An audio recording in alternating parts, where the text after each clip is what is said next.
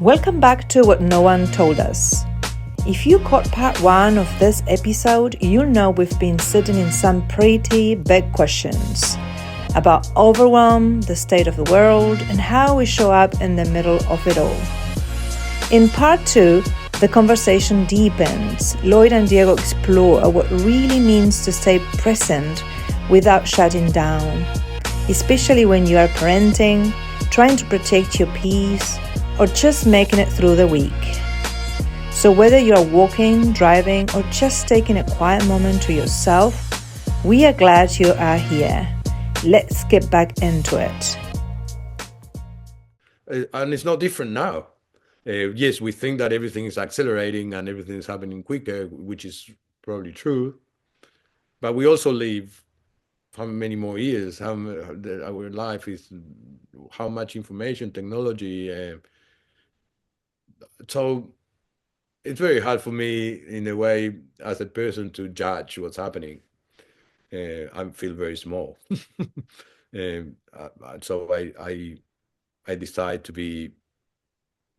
get charged or try to be in charge of my little world without ignoring what's happening, but without also getting too much involved in that.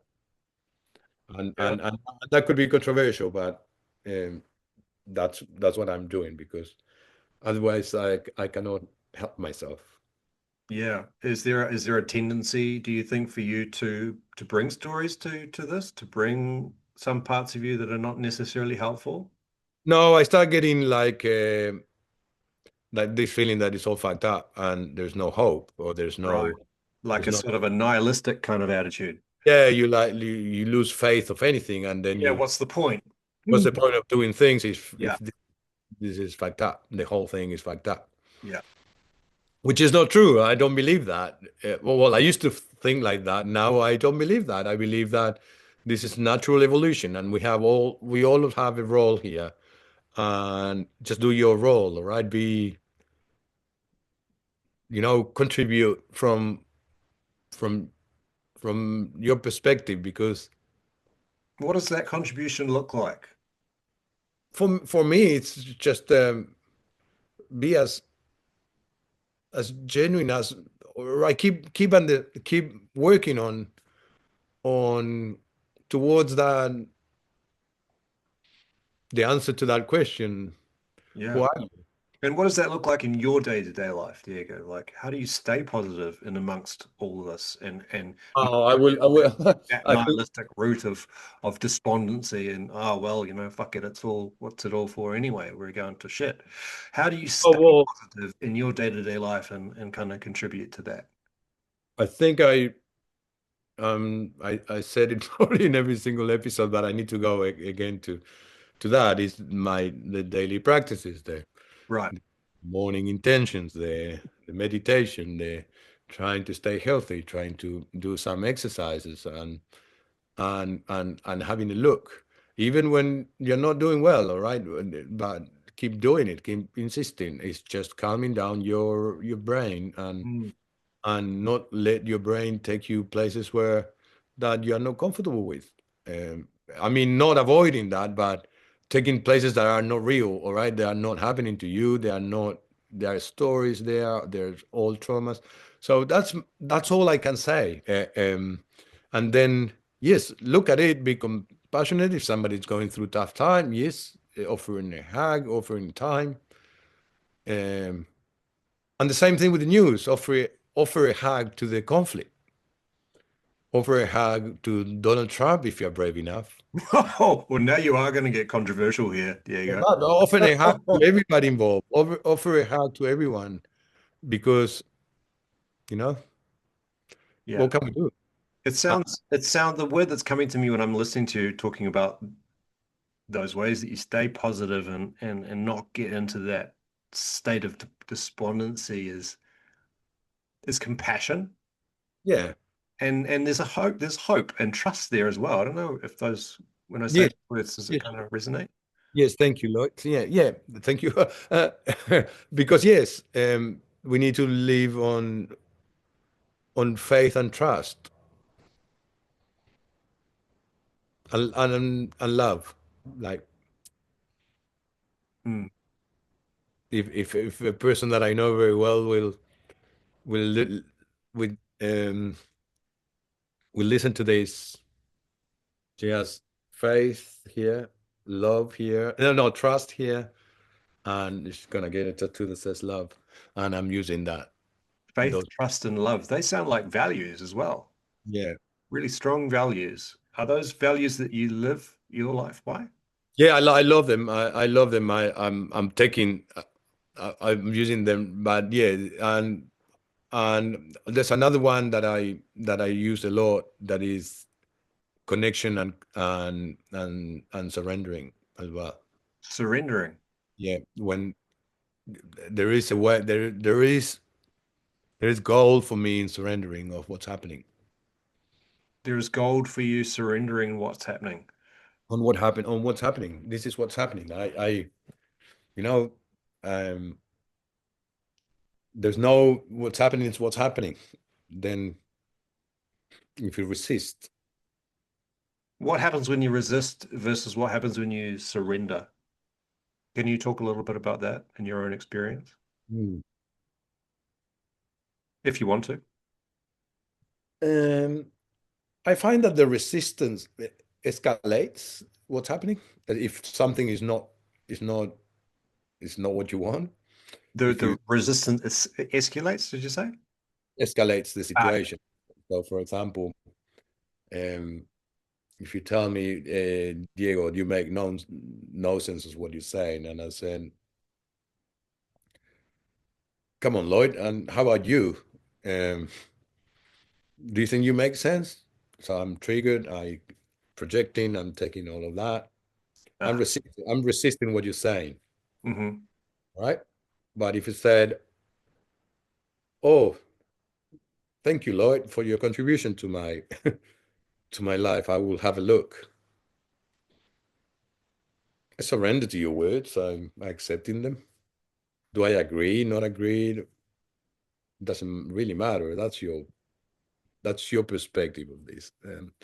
If it is if it is if there's a fire in my room right now and I start, no, I don't want that. Oh my God, look at that. It will it will slow me down for reaction and for trying to survive this. I will panic. But Mm. if I surrender to that, I could actually probably act in a in sort of more like more effective way. Or maybe the fire is not as big as I thought when I was panicking, or maybe I don't know. You know what I mean? Yeah, totally. I'm just, Absolutely. I'm just trying to get. I don't know if the examples are the best ones, but um, so the resistance when you don't want this to be happening when it's happening, it escalates things. It escalates your suffering. It escalates the situation that you don't like. If you don't like something but you don't resist, it goes away. Yeah, I think the examples are perfect. I mean, everyone can relate to what it would. I mean, not everyone, luckily, has been in a in a burning room, but you can relate to the imagery, right? You're in a burning room. You have literally have two responses. You can either resist or try to slow down the burning, or you can almost surrender to what's happening. Okay, the room's on fire. So what needs to happen? I need to keep myself calm, and I need to be clear and focused and get out, right? Yeah, and then you might probably save a couple of things because you're clear, or you can actually probably help someone, or but Yeah, that's interesting. It could be like, okay, so what do I really want to save if I can't save the whole building? And wow, what an interesting metaphor, and how we could bring this back into the concept of the context of our conversation today in terms of the world and everything that's going on in it. What can we control and what do we want to let go of? yeah, And in that moment of the room burning, it's like, if I frantically try to save everything and put out all the fires, is that realistic? mhm, If I try to keep across everything in the world, AI, if I try to prevent this, like, is that realistic? Hell no. These things are way bigger than any of us can comprehend, let alone have any influence over, right? But if I just focus on grabbing that, my wife's going to love me when I say this, grabbing my wedding photo off the wall, because that's the thing that I want to bring out of the building. You're a very good boy, Lloyd. Honey, I love you. That's the thing I'm going to walk out with. Grab the dog. I'm sorry, Forget the sorry, kids. Lloyd. Forget the kids. Oh, I forgot the kids. Damn it. But you know what I'm saying? You know, you focus on what's really important in that moment. I think that's a beautiful metaphor of what we're talking about today and how we can just stay grounded and present in the things that are really important. And maybe that just looks like your little circle of influence, your family, if you're lucky enough to have one. Maybe you've got close friends, maybe you've got a church, maybe you've got a community. What are you part of that gives your life meaning? Because I think the biggest thing when we are going through such uncertainty in the world is we need to lean on each other. We need to come together with our fellow man. And this sounds a little bit cheesy, but we need to come together and unify. You know, there's strength in numbers here. And I think if we go down the rabbit hole, that can be maybe isolating. We can be disconnected, right? We're staying in the fire, right? Trying to put out every little part of the fire instead of just focusing on what's important. But if we take ourselves and look at the bigger picture here and just say, what is it that's really important to me, and focus on that, then I think there's a lot more that we can influence there and potentially help ourselves to manage uncertain times, to bring some certainty into uncertain times. And I'm just going to share a little story that someone shared with me the other day. That they're really interested in astrology, and they were talking about this idea from a maybe a spiritual thing or a universal thing in terms of astrology and the stars and the planets. And I'm not sure if you know much about that. I don't know too much about it, but the context was that we are entering into a period of great transition, according to astrologers. It's to do with planets aligning, so Saturn and Neptune coming in. There's a little bit of Aries or something. I don't know. It's beyond me. But the point is that from a bigger perspective, in terms of a history and where we're at now, our existence, we are entering into a great state of transition.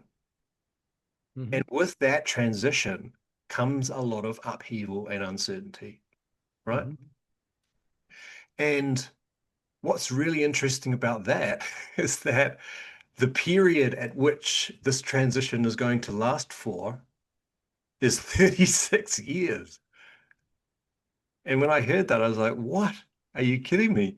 You're telling me that we're going to be in this period of transition and uncertainty for 36 years? Not like the next 2 years or something, but 36 years. I mean, I'm going to be in my 70s then.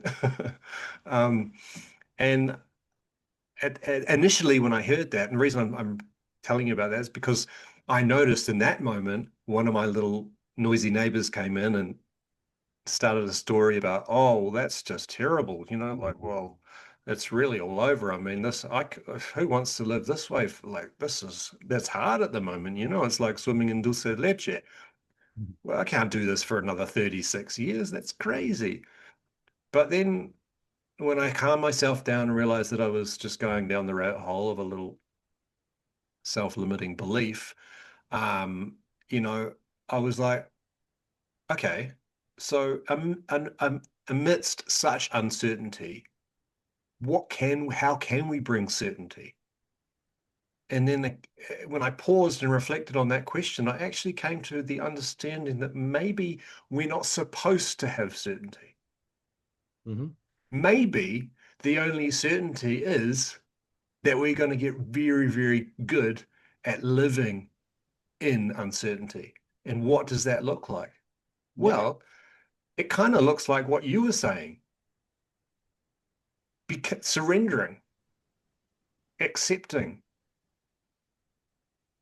seeing that this period of transition and uncertainty and the world on edge, what maybe there's something in there. Maybe there's a great period of learning and enlightenment there. Maybe we can actually let go of this need to control and to be certain all the time of outcome and influence things. Maybe the real gift is that we can actually lean into it and Mhm. start to maybe look at life a little bit differently. That's kind of where I came to with that. And I'm going to just pass it back to you. And is, I is give any you of that resonating? What would Ram Dass? You mentioned Ram Dass at the beginning of the conversation in a video that he shared that we're going to chuck in the chat group later. From that more of that spiritual perspective, what would Ram Dass say about this? Like, would no, he no. would he weigh in? I leave the content of the video for for whoever wants to have a look at it. But there was something in my mind about when you said, "Oh well, there is now a period of transition," and the astrology saying period of transition. And what if the astrology, the person that told you said, "Oh no, this is a period of um, growth," or would you be more happy if the astrology said that, or oh, there's a period of I don't know, learning. It's a period. What happened? What I'm trying to say with this, Lloyd, to be honest, whatever happens, the only certainty that we have, regardless of astrology or whatever story they tell you about the future, the only certainty is right now. That's the only thing that exists. The rest is projections, stories, and things that we want to know. We want to know, and at the end of the day, we want to know how we're going to die, and without being very tragic. But we don't know, and tomorrow you close your eyes and you don't wake up, and the world is gone. It doesn't exist anymore for you. Actually, the world doesn't exist when you die because the, you are the world. Um, so what I'm saying is that being um, there's no certainty. There's never going to be. And that's the beauty of it. We think we're saying, yeah, we protect ourselves and we try to do every day the same thing. And then when they say the light goes off because there's a power cut, I say like, oh, I wasn't expecting this. Now how I boil my water. And oh, that's uncertain. No, I can't live with this. I need to have. So we're looking for certainty all the time by narrowing our world to control, control, control. But the reality is that there's no certainty.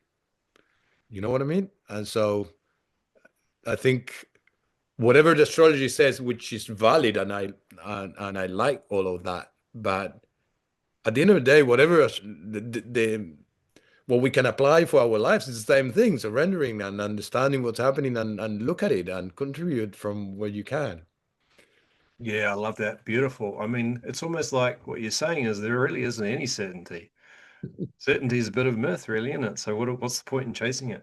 I tell you what was coming to my mind there is maybe not it's not maybe a certainty because we never know whether we'll be able to take our next breath. But I just didn't like to take this moment to close my eyes, and you can close your eyes as well if you like, and come into the present moment and just take a nice deep breath.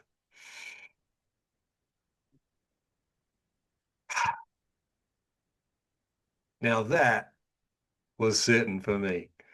I know in that moment that I can take that breath. And maybe that's what you're talking about coming into the present moment.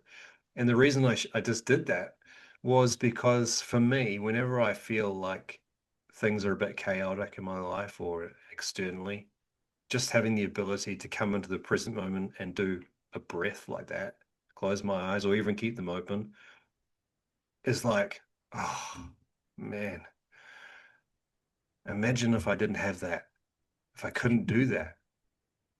Do you know what I mean? It just feels like really that's what do I have control over? I have control over my next breath and what I can and how I can influence my state of being when I do that. And then it's like when things are really chaotic, what do I need to focus on? I'm just going to focus on the next couple of breaths. And that's And a then I'm gonna see where I go from there. And that's a great way to come back to the now, to what's happening right now. And sometimes if you have that ability, it stops everything, yeah, and you can start again, and then you apply your choice on how you're gonna live the next now and the next now and the next now. yeah. Oh, beautiful, Lloyd. I loved it. I really loved it. And thank you for making me close the eyes and breathe. I actually need it now as well. Yeah. Yeah. I think you know, it's just such an accessible thing to us, right? It's always available, but often overlooked. Mhm. Such a simple thing to be able to have at our fingertips whenever we need to get grounded and remember that really the only thing we have any influence over is the present moment.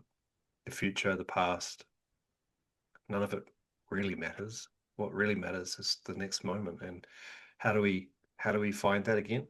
Well, I find the easiest way is to close my eyes and take a deep breath. But for many people, that can look different. You know, it can be, you know, going for a walk in nature, or you know, um, having a getting a hug with someone that you love and trust, or but really feeling into that hug and really being present with that person in that moment. You know, picking up the phone or going and having a coffee with a friend, um, or you know, touching, bringing your sense of touch, or any of your senses really. I mean, whatever it is that you can manage in the moment. You know, so just to bring yourself into that moment, I think is really powerful. And I never had those tools, but now I have them. And since I've learned those tools and learned that those tools are always accessible to me, no matter what, in some form of another, it's a game changer, mate.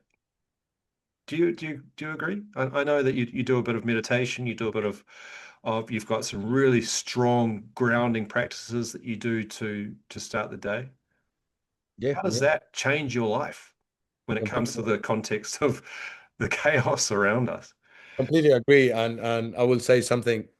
I don't know how I don't know for how long we've been talking, and I don't want to go like too long, but uh, I know that what it did for me is that, let's see if I can say it in a good way. When I meditate, the moment that I'm meditating right now in that moment, I know that that's my life. That's exactly my life.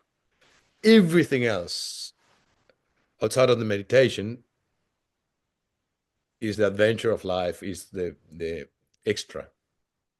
But I know every day or at every moment, I know that I can have my life back by finding a quiet space, or not, but finding space, sitting down and breathing.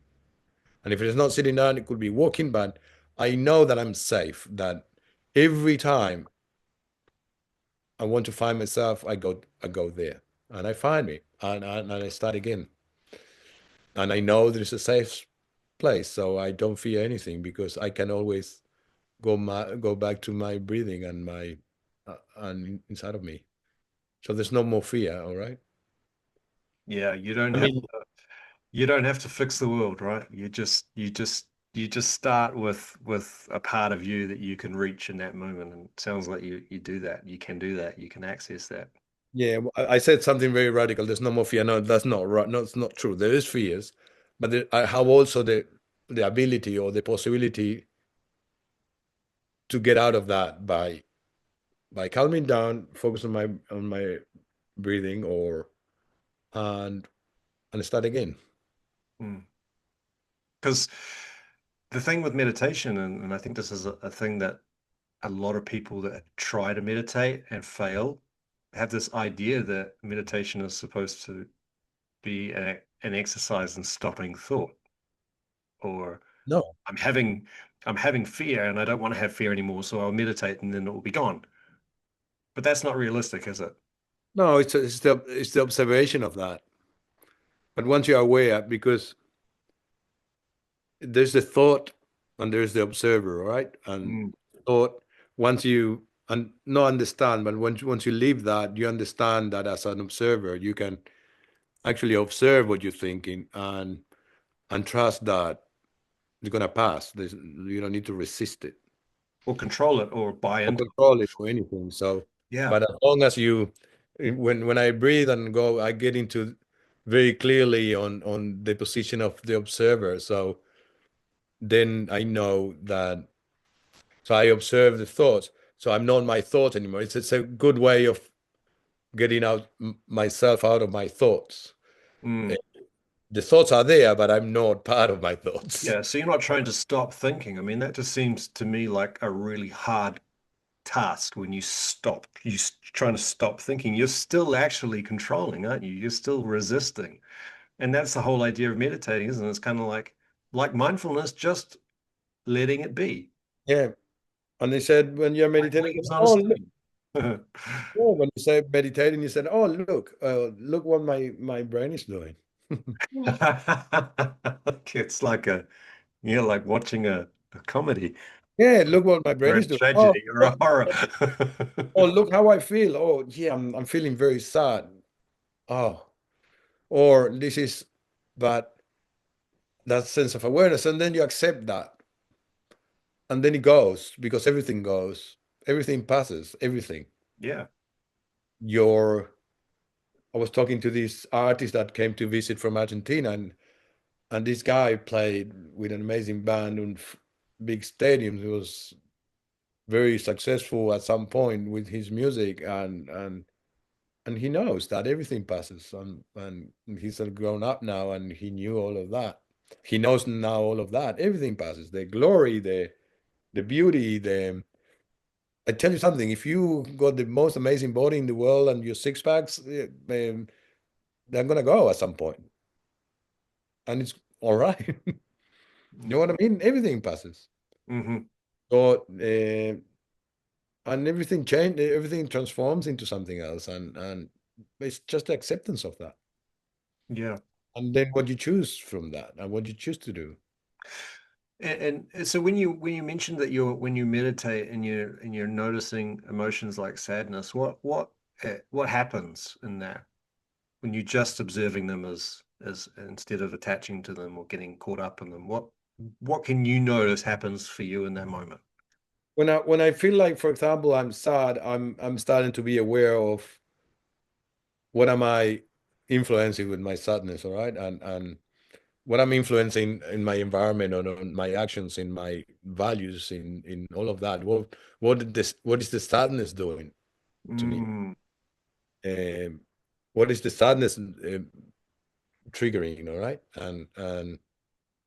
And even observing it, I observe it, but I take a little bit of distance from that sadness, and I observe it and see what's happening. What do I need to isolate myself? Do I need to go in that sadness from on my own, or can I ask for help? Do I need to ask for help? It's going out of should I call someone or So the awareness enables you to make a choice, kind to of. make a choice and accepting, first of all accepting, but it allows me actually to to protect, to protect myself from my own actions of my emotion, all right. Right. If you're uh, responding to the emotion, like in a negative way, you mean? no, I'm observing, I'm sad, okay, cool, I'm sad, okay, so I'm not gonna do this activity if I'm sad. It's stupid. I know I'm gonna make this decision, or I had this thing to do. Okay, no, I might not. I might cancel it, or I might make the comment. Look, I'm doing this, but I'm feeling sad. It might go, but at the moment I'm feeling this way. Or Yeah. I'm feeling angry. If I'm angry, okay, be careful when you react to anything that your children are doing, because you're doing it from this emotion. So um, it's not that it always happens, but it creates some sort of awareness. So it's easy when it happens, or if you have a bad situation, it's easy to go back and say, "Oh, I knew I was in, I was already upset. Like a learning. Yeah, like a check. Let's It's a checkout. You're Checking in. checking in your emotions, what's happening, and then you know at least in what sort of situation you made decisions, or you reacted to something, or why you're getting triggered today and not yesterday, or why, you know.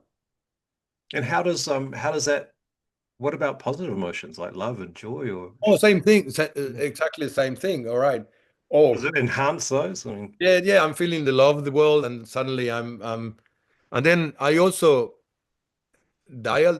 Sometimes I dial down a little bit that, because an excess love influencing someone could actually overwhelm the other person, or could actually, yeah, I see. no, because it's the same. It's the same emotion that is out of balance. All right. Or Yeah, it's like you're checking in, but you're also checking. yeah, yeah. Checking what's Mm. and But or you can also really like you can also really enjoy the experiences on a new level. I mean, you don't have to sit cross-legged in a shrine and like a Buddha or anything to experience these feelings. yeah. Oh, Meditation and mindfulness can happen all the time, right? yeah. It's um. Sometimes I park my car and do a couple of breaths, and or sometimes I, yeah, anywhere. Washing the dishes, Dishes, then yeah, mean, the definition of meditation or mindfulness is becoming present in whatever's happening in the moment, right? As a very basic kind of, I don't know if that's the official definition, but in my understanding, what I've learned about meditation, I've learned what meditation is by what it isn't, first and foremost, and it certainly isn't about trying to stop thought. Once I accepted that it was more about allowing these things, not necessarily trying to control them and just letting them pass like clouds in the sky, it just sort of became a much more enjoyable exercise. And I started to experience that, negative emotions and situations, or particular, maybe a conflict with someone, I could use that tool to be able to downregulate yes, and not respond reactively like I normally would do in the past. And like, we don't always get it right. I still make mistakes and I still fall into that trap. The difference now is that with that awareness, you can kind of learn and practice. And really it is just a practice of repeating over and over again, isn't it? Making mistakes, learning from them. But then, in the same token as negative stuff, it's also like the positive stuff, joy, love, abundance, all those things, the really positive things that we can experience. Bringing mindfulness and meditation to those moments as well can actually enhance them, right? So we can actually really be even more fully and present in those moments. Like if it's, a couple of nights ago, my daughter was singing me a song, and I just found myself really like just being fully immersed in the moment, fully immersed and listening to the voice. And I even shut my eyes at one moment. And she's got a beautiful little voice. She's 9 years old, and when she sings, it just makes me feel really calm, and really it's a really nice experience. But in that moment I was experiencing really positive emotions, and then I was like using this mindfulness to enjoy it and enhance it and elevate it on another level. So it doesn't always have to be about negative feelings too. It can be oh, about positive things. for sure. Yeah, and it's a beautiful thing, and like everything, practice makes it it's a good thing. Practice is always the tool. Absolutely. Well, we Yeah. we we we we, we covered Um, an enormous amount of ground again today, and considering we arrived here without any real idea how it was going to go, I'd just like to say thank you very much, Diego, for being brave enough to dive into another episode of What No One Told Us. It's a space to just really show up with uncertainty and see what happens. And today we talked a lot about what's going on in the world, and how we can show up, the things that we do have control over, the things that we don't have control over. What values do we want to bring? and what that means for us, for our little circle of people around us, whether that's family or friends or community. And the big words that came out for me today was acceptance and compassion and trust, and realizing that, yeah, we are actually going through really difficult times, but what small little practices can we do on a daily basis that help us to keep us grounded, to focus on what's really important. And it's not about accepting accepting, but it's not about supporting the terrible things that are going on in the world. It's not about ignoring them. It's about showing up to them, with a sense of acceptance and a sense of, there can be light in the dark too, right? We can move forward through this, and what is in that space to learn from? How can we grow as human beings? And we only need to look back into history to see that we have gone through a lot of uncertainty, a lot of adversity. And one thing about the human species is we've always maintained hope. We're incredibly resilient and adaptable. And I think that would be a really fantastic way to end the episode, on a nice, positive, hopeful note that we will be okay, right? Beautiful, Lloyd. Thank you very much for summarizing the episode and for your beautiful words at the end. I'm not going to add anything because that was beautiful. Awesome. Well, thank you, everyone for listening, and can't wait to see you again next time. Yeah. See you guys. Bye. Stay safe. Bye.